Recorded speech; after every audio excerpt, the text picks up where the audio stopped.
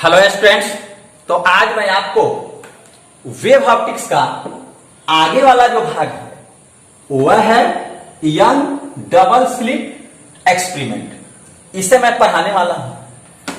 इसे 1801 ईस्वी में थॉमस यंग नामक वैज्ञानिक ने दिखाया था। इस प्रयोग के आने के बाद यह प्रमाणित हो गया कि प्रकाश कणों से मिलकर नहीं बना है। प्रकाश एक प्रकार का वेव है। प्रकाश एक प्रकार का क्या है? वेव। तो प्रकाश एक प्रकार का वेव है। तो देखिए, इसे हम प्रायोगिक जो प्रदर्शन था उसे मैं दिखा रहा हूं। आप मन से देखेंगे ही यहां क्या किया उन्होंने। एक स्लिट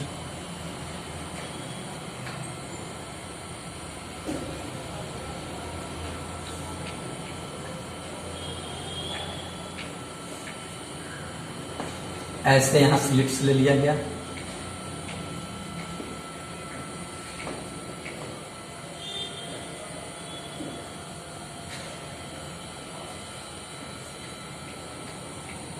ऐसे एक पतला स्लिट ले लिया गया। इससे कुछ दूरी पर एक दूसरा स्लिट्स ले लिया गया इस तरह से।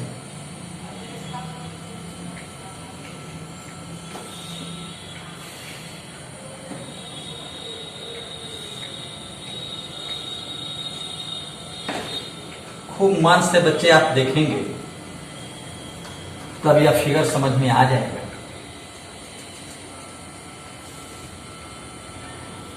ऐसे ले लिया गया।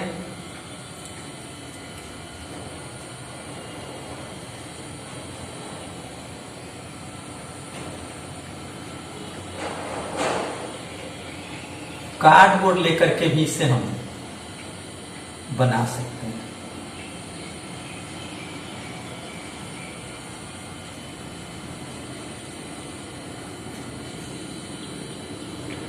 ऐसे पतला स्लिट्स ले लिया गया। इस स्लिट से कुछ दूरी पर उन्होंने एक स्क्रीन को रख दिया, एक पर्दे को रख दिया इस तरह से। खूब मन लगाना है बच्चों। ऐसे रख दिया गया। एक पर्दा को यहां ले लिया गया।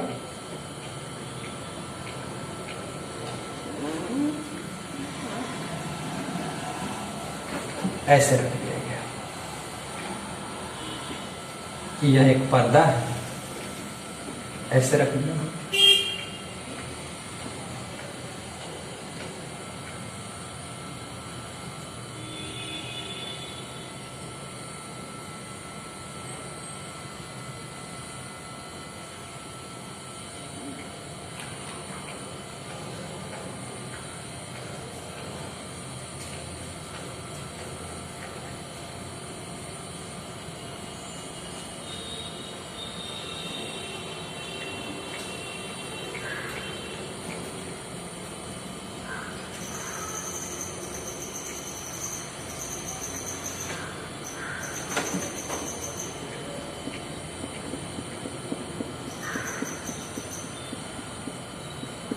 ऐसे यह स्क्रीन रख दिया गया।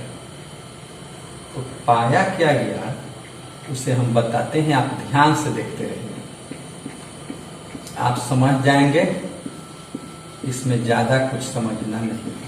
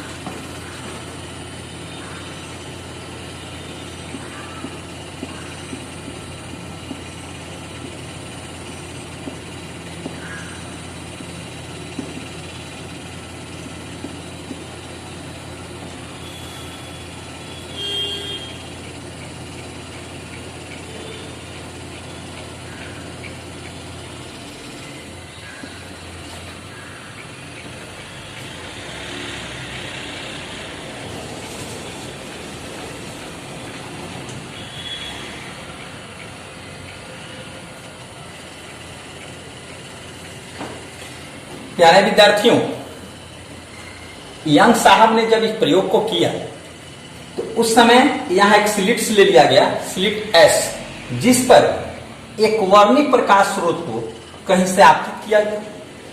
इस एक वर्णी प्रकाश स्रोत जब इस पर आपतित हुआ तो आपतित होने के बाद इस स्लिट से यह प्रकाश बाहर की तरफ निकला, प्रकाश वेव के रूप में आगे बढ़ते गया। इसके मार्ग में हम क्या करते हैं, एक स्लिट्स को रख देते हैं जिसमें यह पतला छिद्र होता है, काफी पतला छिद्र होता है। आप एक कार्डबोर्ड भी ले सकते हैं और कार्डबोर्ड में ऐसे क्या कर सकते हैं, पतला छिद्र बना सकते हैं। इस S से S1 और S2 की दूरी क्या थी, समान थी। जब यहां से यह एक वर्णी प्रकाश स्रोत बाहर की तरफ निकला तो हुआ क्या कि यह वेव के रूप में ऐसे बाहर की तरफ ऐसे निकल रहा था, तो यह एक दूसरे पर वेव ओवरलैप करेगा। और ओवरलैप करने के बाद यहां एक हमने पर्दा रख दिया था, स्क्रीन रख दिया था। उस पर्दे पर देखा गया क्या कि कहीं ब्राइट, कहीं डार्क, कहीं ब्राइट, कहीं डार्क फ्रिंज बन रहा है। क्या बन रहा है, फ्रिंज बन रहा है। प्यारे विद्यार्थियों, यह देखिए, जब यहां पर यह होल था, छिद्र था, तो प्रकाश को सीधी रेखा में गमन करते हुए यहां पहुंचते समय यहां जिस भाग में यहां होल था वहां प्रकाश रहना चाहिए और रेस्ट भाग में डार्क रहना चाहिए, लेकिन ऐसा हुआ नहीं। हुआ क्या कि जहां यह प्रकाश गया वहां डार्क, उसके बाद ब्राइट, फिर डार्क, फिर ब्राइट, यह बनते चला गया। यह प्रयोग ने यह सिद्ध कर दिया कि प्रकाश कौनों से मिलकर नहीं बना है, प्रकाश वेव के रूप में आगे बढ़ता है।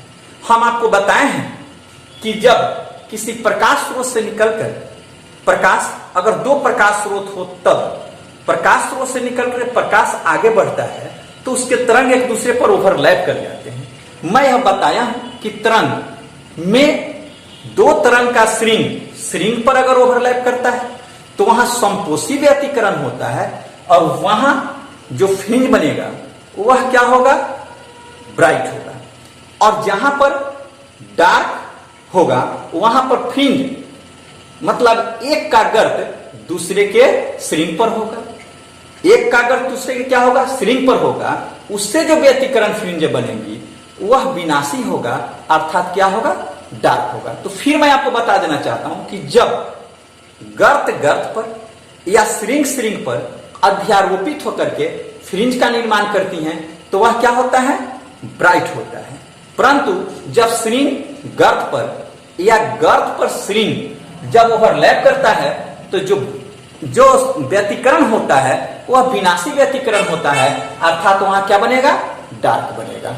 ठीक है, तो आइए मैं इसके आगे वेव के रूप में मैं बताता हूं कि उन्होंने जो प्रयोग किया उसमें किस तरह से उन्हें फ्रिंज प्राप्त हुआ।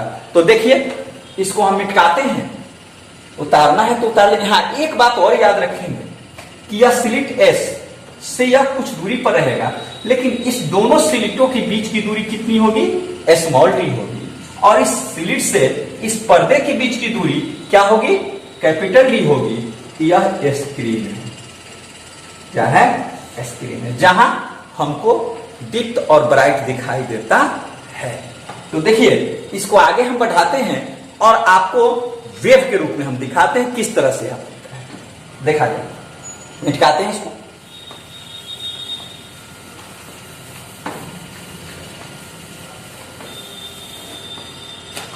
प्यारे विद्यार्थियों, यंग साहब ने यहां एक ऐसे स्लिट्स ले लिया। आप खूब मन लगाएंगे इस फिगर को, आपको अगर एग्जामिनेशन में यह आता है तो आपको बनाना पड़ेगा, इसलिए खूब मन से इसे देखना पड़ेगा आपको। यह एग्जामिनेशन में प्रायः पूछे जाते हैं निश्चित रूप से। यह देखिए, यहां एक स्लिट्स ले लिया, एक स्लिट्स को हमने यहां ले लिया। इस स्लिट्स में दो छिद्र किए हुए थे। कितने छिद्र, दो छिद्र, एक यहां, एक यहां। यहां से इसकी दूरी और इसकी दूरी, दोनों की दूरी क्या है, इक्वल है, बराबर, ऐसे लिखा गया। तो आप जानते हैं कि यहां यह क्या है, कहीं से प्लेन वेव फ्रंट आ रहा है, ऐसे आ रहा है, ऐसे। तो प्लेन वेव फ्रंट जब यहां आएगा प्लेन वेव फ्रंट आएगा तो यहां से टकराएगा, और टकराने के बाद यह क्या होगा, यह ऐसे मन से देखेंगे इस तरह से, यह वेव का निर्माण करेगा, वेवलेट का निर्माण करेगा, ऐसे वेव बनेंगे और वेवलेट भी बनते, तो बनते जाएंगे, ऐसे बनेंगे। जब इस तरह से बनेंगे तो आगे आएगा, और यहां इस जो यह स्लिट्स रखा गया है, यह आपका एस स्लिट है, यह आपका S1 है, यह क्या है, S2 है, S1 और S2। यहां से यह क्या करेगा, प्रथम प्रकाश स्रोत की तरह वर्क करेगा, और किसके तरह, द्वितीयक प्रकाश स्रोत। यहां से इस तरह से वेवलेट्स बनेंगे। खूब मन से देखना है, खूब प्रेम से देखना है, और कोशिश करना है कि आपसे भी यह फिगर बढ़िया से बढ़िया बन जाए, ऐसे। यहां से इस तरह से वेवलेट्स निकलेंगे, मतलब यहां से वेव के रूप में यह प्रकाश आगे की तरफ बढ़ रहा है। तो यह जो हम डॉट लाइन जो दिए हैं वह गर्त को दिखाता है, और यह जो लाइन दिए हैं वह श्रिंग को दिखाता है। क्या होता है, यह श्रिंग को दिखाएगा और यह किसको दिखाएगा, गर्त को दिखाएगा। डॉट लाइन जो होगा वह गर्त होगा, और यह क्या होगा, श्रिंग होगा। देखिए बच्चे, यह आगे बढ़ेगा तो आगे की तरफ कुछ दूर खींचते हैं, यहां पर एक पर्दा लगा देते हैं, ऐसे यह एक पर्दा हो गया, यह एक पर्दा हो गया, स्क्रीन है यह स्क्रीन है। यहां से क्या होगा, यह डॉट लाइन जो है यहां से पुनः यहां यह जो आपका वेव फ्रंट बन रहा है आगे की तरफ बढ़ेगा, और आगे की तरफ बढ़ेगा तो ऐसे होगा, वेव फ्रंट ऐसे बनते जाएगा, ऐसे बनेगा। फिर यहां भी वेव फ्रंट ऐसे बनेगा, ऐसे होगा। तो यह हम बताए हैं कि यह गर्त का काम करेगा। इसके बाद में हम श्रिंग ऐसे लेंगे, ऐसे यहां से श्रिंग होगा, ऐसे श्रिंग होगा। फिर यहां पर ऐसे श्रिंग होगा, ऐसे श्रिंग होगा। फिर इसके बाद गर्त होगा, इक्वल डिस्टेंस पर इसको हम लेते जाएंगे, ऐसे होगा। फिर यहां क्या होगा, गर्त होगा। फिर यहां पर श्रिंग होगा, ऐसे।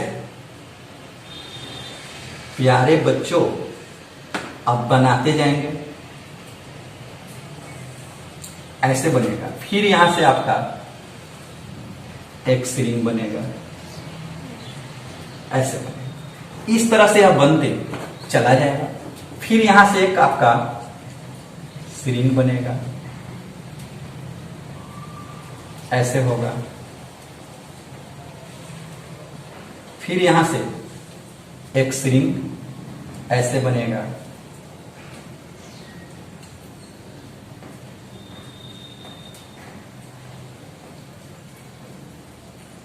ऐसे श्रिंग बनेगा। फिर इसके बाद गर्त बनेगा, ऐसे गर्त होगा। फिर यहां से एक गर्त ऐसे होगा, ऐसे।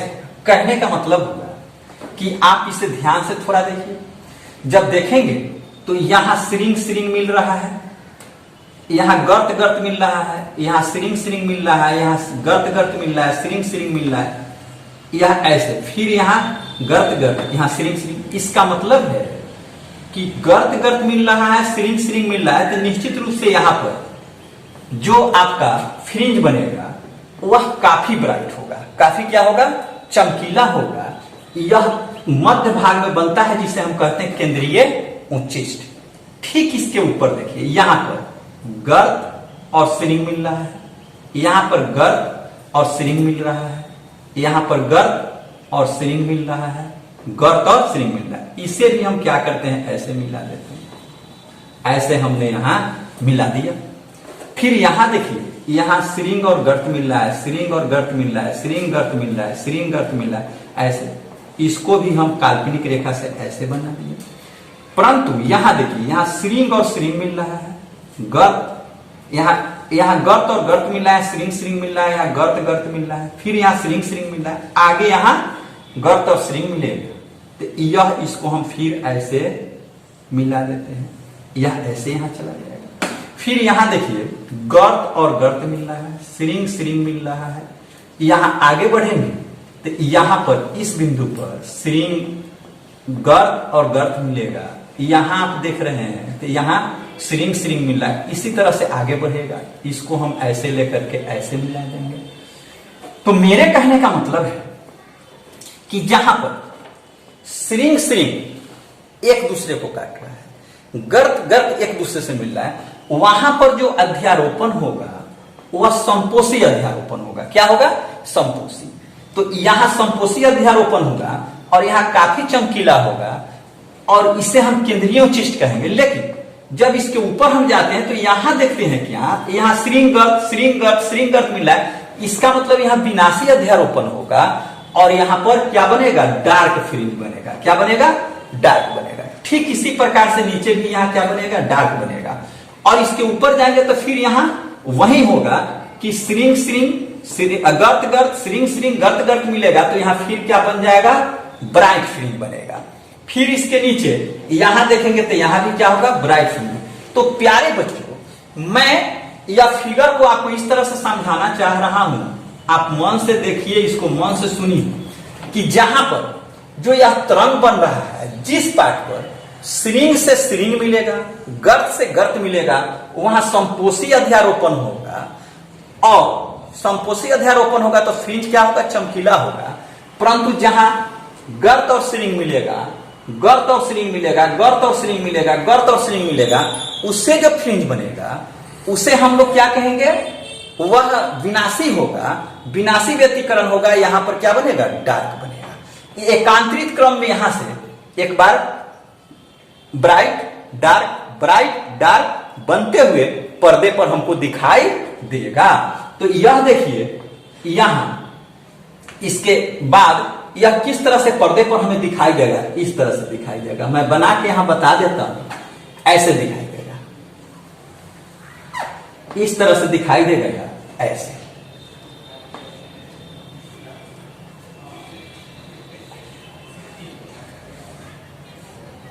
यहां क्या होगा? अगर यहां ब्राइट होगा तो यहां डार्क होगा, यहां ब्राइट होगा फिर डार्क होगा, फिर ब्राइट होगा, डार्क होगा, ब्राइट होगा, डार्क होगा, फिर यहां क्या होगा? ब्राइट होगा।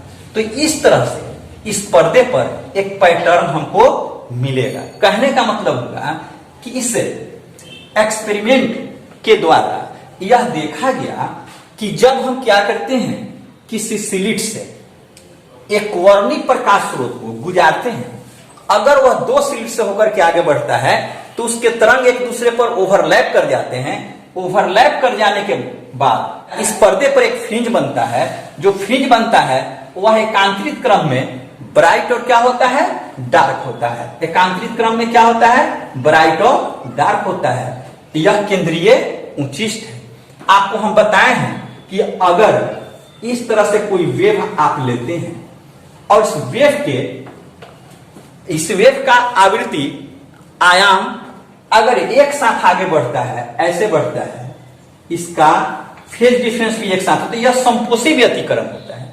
और संपोषी व्यतिकरण में यहां पर जो फ्रिंज बनेगा वह चमकीला बनेगा। अगर यहां पर ऐसे हम क्या करते हैं, कोई वेव ले लेते हैं, इस तरह से इसके अपोजिट, मतलब यह श्रृंग गर्त के साथ होगा, तो यहां जो फ्रिंज बनेगा वह क्या होगा? डार्क होगा। ठीक, तो आप इस तरह से याद रखेंगे कि जहां जहां एकांतरित क्रम में फ्रिंज पर होगा वहां क्या होगा? ब्राइट होगा। और जहां पर फ्रिंज डार्क होगा वहां इसका मतलब है कि जो आपका तरंग है उसका श्रृंग दूसरे के गर्त पर है। यह स्लिट से यह S1 की दूरी और S2 की दूरी समान होती है। S1 और S2 के बीच के डिस्टेंस को हम स्मॉल डी ले सकते हैं। क्या ले सकते हैं? Small D. ऐसे ले सकते हैं, इसके बीच के डिस्टेंस को स्मॉल डी, तथा यह स्लिट्स और इस पर्दे के बीच की दूरी यह कैपिटल डी होता है। ऐसे लेते हैं। तो प्यारे विद्यार्थियों, अगर इन सभी बातों को आप याद रखते हैं तो निश्चित रूप से यह आगे वाले कक्षा में जो हम पढ़ाएंगे वह आपको समझ में आएगा। इसके आगे हमें फ्रिंज की चौड़ाई निकाल करके आपको दिखाना है, तो आप इसे मन से देख लीजिए, पढ़ लीजिए, फिर अब आपसे मैं अगले वीडियो में मिलूंगा।